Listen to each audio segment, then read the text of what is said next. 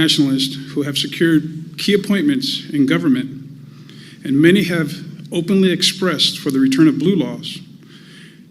They advocate for the legal establishment of Ten Commandment displays, and they're seeking to mandate public prayer in schools.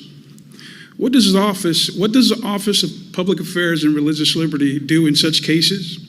Does it monitor? Does it write letters, meet with officials, and formally express concern? How does PARL engage when religious liberty may be at risk in this way?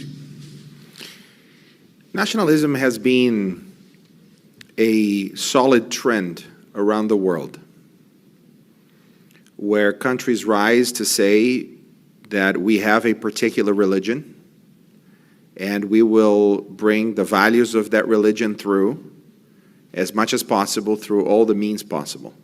There are some countries where different religions have brought many limitations on minority groups, especially minority religious groups, and limited their ability to operate within a country, in affecting laws, affecting many different areas.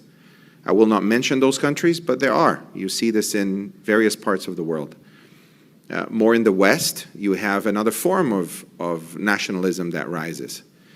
And what we need to be very watchful of is the tyranny of the majority, where if the majority believes one particular thing, everyone should believe that particular thing. If everyone does a certain thing, there's no room for people to express their conscience, express their religion, and express their speech in other areas.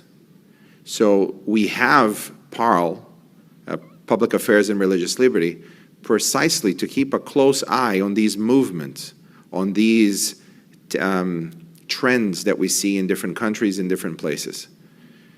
Thankfully, our new director of Public Affairs and Religious Liberty has worked many years of his life in this field, and I look forward to learning from him exactly how he wants to observe and how he wants to interact and how he wants to act within this space.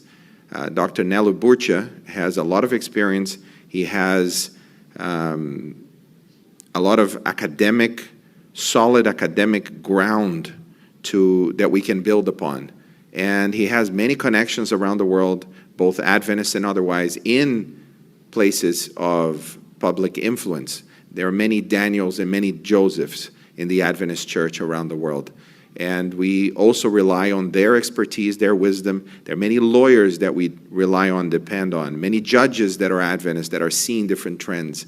And that is a network that we have all around the world. Many people have religious liberty focus a lot in the United States, but this is a global concern. And so this monitoring that you mentioned is very important, and I'm looking forward to entering this new world for me, the world of communication I'm very familiar with, and public affairs and religious liberty is another form of communication. There is another audience that we communicate with, and communication goes both ways. You need to listen and pay attention, as well as you need to communicate who you are transparently and well-focused. So that's my understanding of how public affairs and religious liberty is both monitoring and influencing. In terms of the steps of what we do, what we take, well, that depends on the situation. But I thank God that He did not leave us without people that have tremendous gifts in this area and have dedicated their lives to understanding this properly. And I look forward to communicating this with the world and using whatever skills God gave me to connect them together and help to take this forward. We'll be praying for you. Thank you. Appreciate those prayers.